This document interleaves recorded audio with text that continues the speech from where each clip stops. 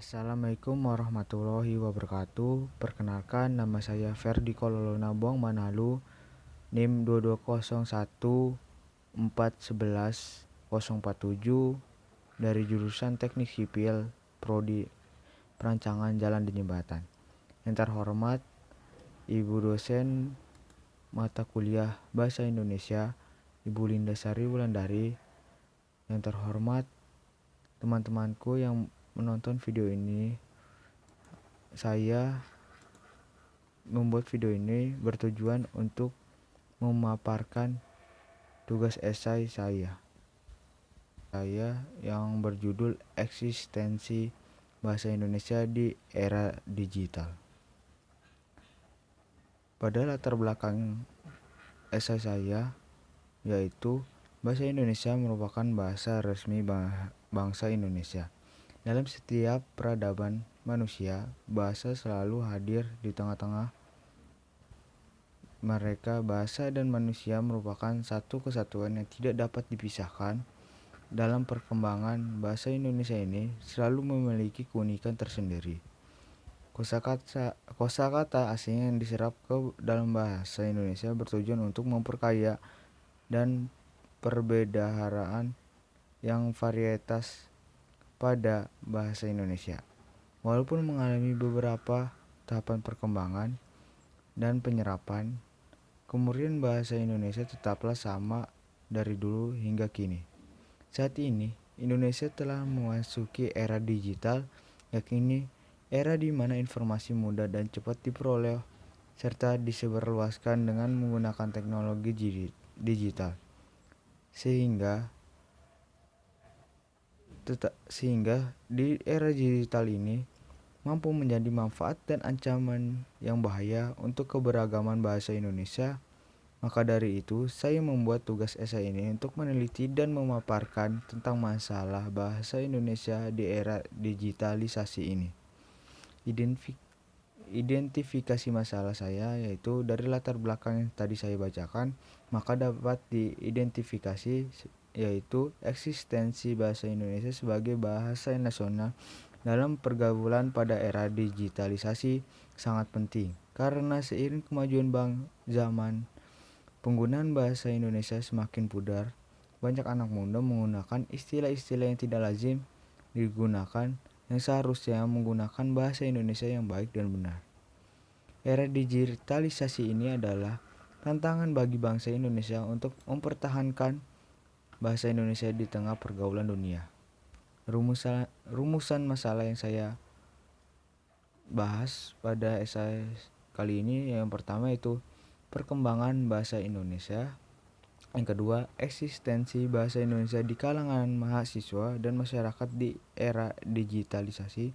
Ketiga, dampak positif dan negatif ragam bahasa pada era digitalisasi bagi bahasa Indonesia. Yang keempat, mengatasi perkembangan dan pemakaian bahasa Indonesia karena adanya disrupsi digital. Yang kelima, kebermanfaatan era digital pada perkembangan bahasa Indonesia tersebut. Pembahasan yang pertama, perkembangan bahasa Indonesia. Bahasa Indonesia berasal dari bahasa Melayu, Riau. Dalam perkembangannya, bahasa ini mengalami perubahan akibat penyalahgunaan sebagai bahasa kerja di lingkungan administrasi kolonial dan berbagai proses pemberlakuan sejak awal abad 20. Penamaan bahasa Indonesia diawali dan dirancangkan pada Sumpah Pemuda 28 Oktober 1928 untuk menghindari kesan imperialisme bahasa. Apabila nama bahasa Melayu tetap digunakan, proses ini menyebabkan berbedanya bahasa Indonesia saat ini dari varian bahasa Melayu yang digunakan di Riau dan Kepulauan Riau dan Kepulauan maupun Semenanjung Malaya. Meskipun dipahami dan dituturkan oleh lebih dari 90% warga Indonesia, bahasa Indonesia bukanlah bahasa ibu bagi kebanyakan penuturnya.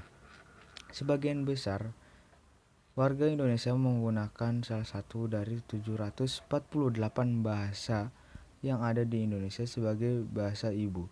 Istilah bahasa Indonesia paling umum dikaitkan dengan bentuk baku yang digunakan dalam situasi resmi. Meskipun demikian, bahasa Indonesia digunakan sangat luas di perguruan-perguruan dan media massa, lalu perangkat lunak, surat menyurat resmi, dan berbagai forum publik lainnya. Sehingga dapat dikatakan bahwa bahasa Indonesia digunakan oleh semua warga Indonesia. Poin yang kedua yaitu eksistensi bahasa Indonesia di kalangan mahasiswa dan masyarakat pada era digitalisasi.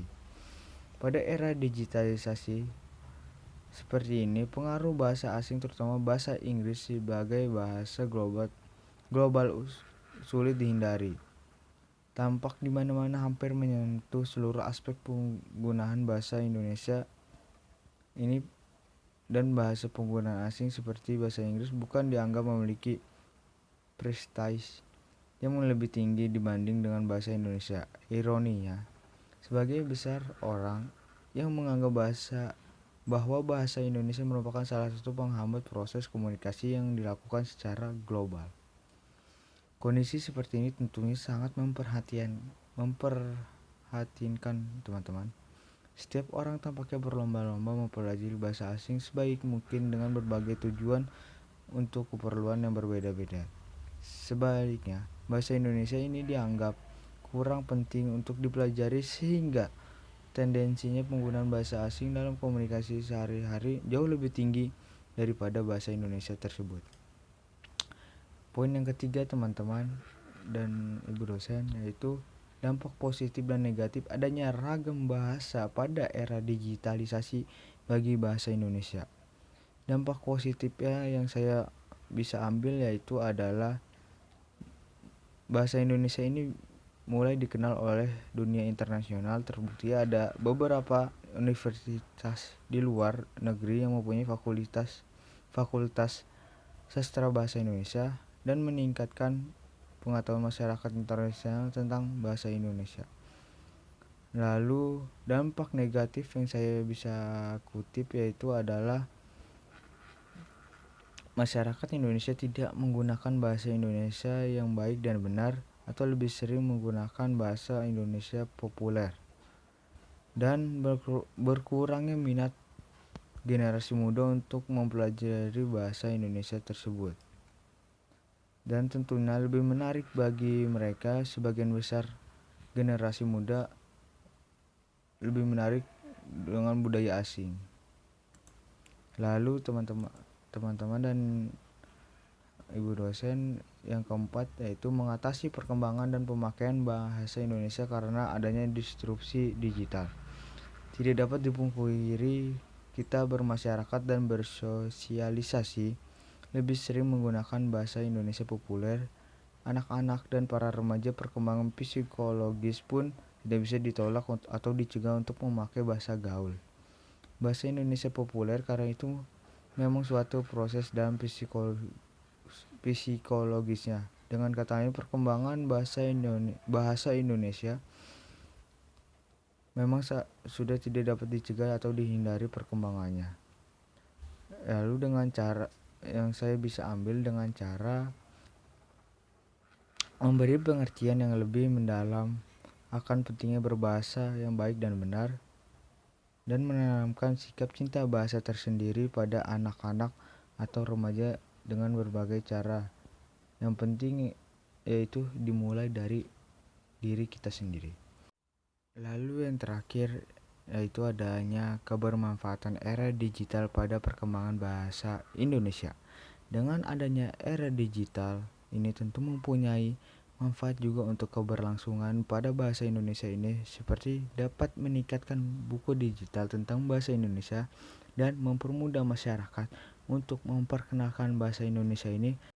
Baik teman-teman dan ibu dosen, itu saja yang bisa saya jelaskan tentang tugas esai eksistensi bahasa Indonesia pada era digital ini. Kurang lebihnya mohon maaf. Wassalamualaikum warahmatullahi wabarakatuh.